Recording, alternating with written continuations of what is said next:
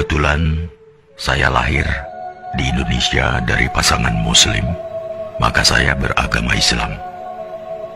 Seandainya saja saya lahir di Swedia atau Israel dari keluarga Kristen atau Yahudi, apakah ada jaminan bahwa hari ini saya memeluk Islam sebagai agama saya?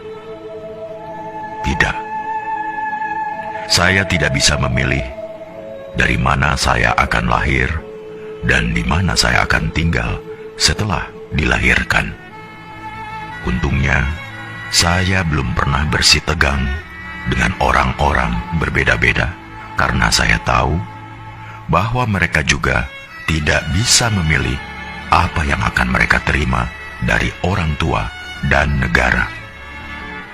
Setelah beberapa menit kita lahir, lingkungan menentukan agama, ras, suku, dan kebangsaan kita. Setelah itu, membela sampai mati segala hal yang bahkan tidak pernah kita putuskan sendiri. Sejak masih bayi, saya didoktrin bahwa Islam adalah satu-satunya agama yang benar.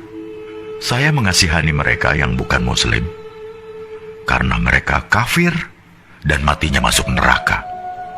Ternyata, teman saya yang Kristen juga punya anggapan yang sama terhadap agamanya. Mereka mengasihani orang yang tidak mengimani Yesus sebagai Tuhan, karena orang-orang ini akan masuk neraka. Begitulah ajaran agama mereka berkata. Maka, bayangkan, jika kita tidak henti menarik satu sama lainnya agar berpindah agama. Bayangkan jika masing-masing umat agama tidak henti saling beradu superioritas seperti itu. Padahal tak akan ada titik temu. Jalaluddin Rumi mengatakan, kebenaran adalah selembar cermin di tangan Tuhan. Jatuh dan pecah berkeping-keping. Setiap orang memungut kepingan itu, memperhatikannya, lalu berpikir telah memiliki kebenaran secara utuh. Salah satu karakteristik umat beragama memang saling mengklaim kebenaran agamanya. Mereka juga tidak butuh pembuktian, namanya saja iman. Manusia memang berhak menyampaikan ayat-ayat Tuhan, tapi jangan sesekali coba menjadi Tuhan. Tidak usah melabeli orang masuk surga atau neraka, karena kita pun masih menghamba. Latar belakang dari semua perselisihan adalah karena masing-masing mengklaim golonganku adalah yang terbaik, karena Tuhan sendiri yang mengatakannya.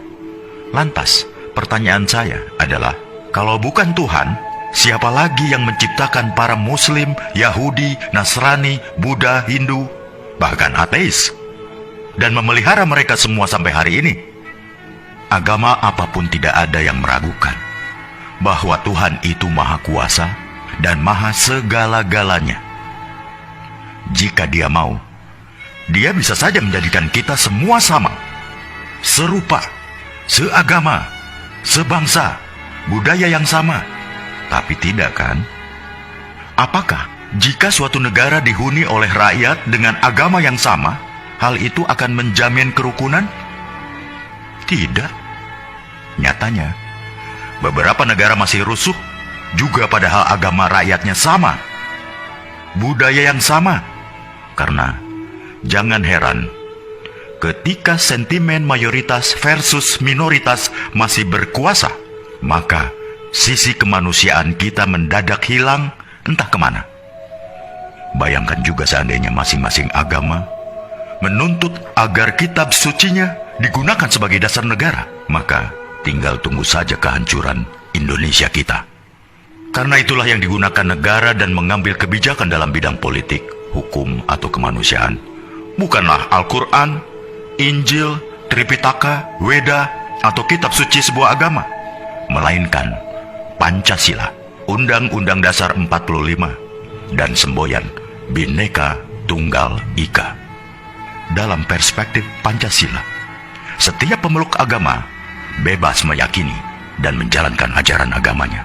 Tapi mereka tidak berhak memaksakan sudut pandang dan ajaran agamanya untuk ditempatkan sebagai tolok ukur penilaian terhadap pemeluk agama lain.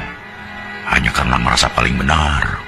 Misalnya umat agama A tidak berhak mengintervensi kebijakan suatu negara yang terdiri dari bermacam-macam keyakinan.